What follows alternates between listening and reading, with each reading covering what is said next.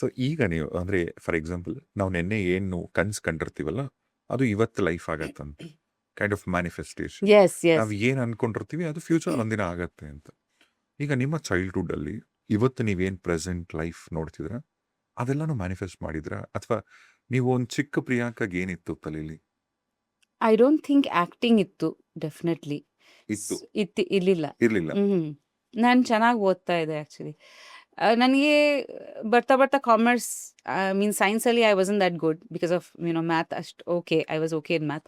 ಆಮೇಲೆ ಬಟ್ ನೀವು Singapore shift ಆಗಿದ್ರ? ಸಿಂಗಾಪುರ್ ಶಿಫ್ಟ್ ಆಗಿದ್ವಿ. ಅಲ್ಲಿಂದ ಅಲ್ಲಿ ಕ್ಲಾಸ್ 10 ಅಲ್ಲಿ ಮಾಡಿದ್ದೀನಿ ಓ ಲೆವೆಲ್ಸ್ ಅಲ್ಲಿ ಕಾಮರ್ಸ್ ಅಲ್ಲಿ ತುಂಬಾ ಚೆನ್ನಾಗಿ ಮಾಡಿದೆ. Like we had all subject ಅಲ್ಲಿ ಸೈನ್ಸ್ ಅಂಡ್ ತುಂಬಾ ಕಾಮರ್ಸ್. ಇಂಡಿಯನ್ಸ್ ಇರ್ತಾರಲ್ಲ ನಿಮ್ಗೆ. ಅಲ್ಲಿ ಇದ್ರು, ಬಟ್ ನಮ್ಮ ಸ್ಕೂಲಲ್ಲಿ ಎಲ್ಲ ಮಿಕ್ಸ್ ಇದ್ರು.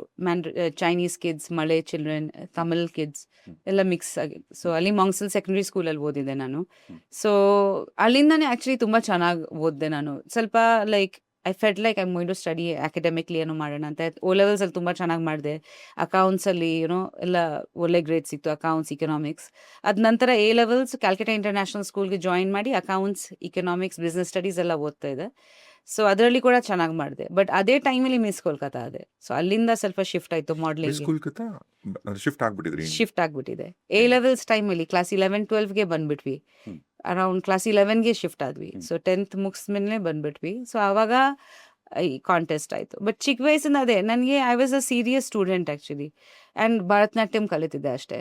ಸೊ ಎಕ್ಸ್ಟ್ರಾ ಕರಿಕ್ಯುಲರ್ ಎಲ್ಲ ಮಕ್ಕಳಿಗೆ ಇರುತ್ತೆ, ಲೈಕ್ ಟೆನ್ನಿಸ್, ಭರತನಾಟ್ಯಂ, ಸ್ವಿಮ್ಮಿಂಗ್ ಒಂದು ಕಡೆ.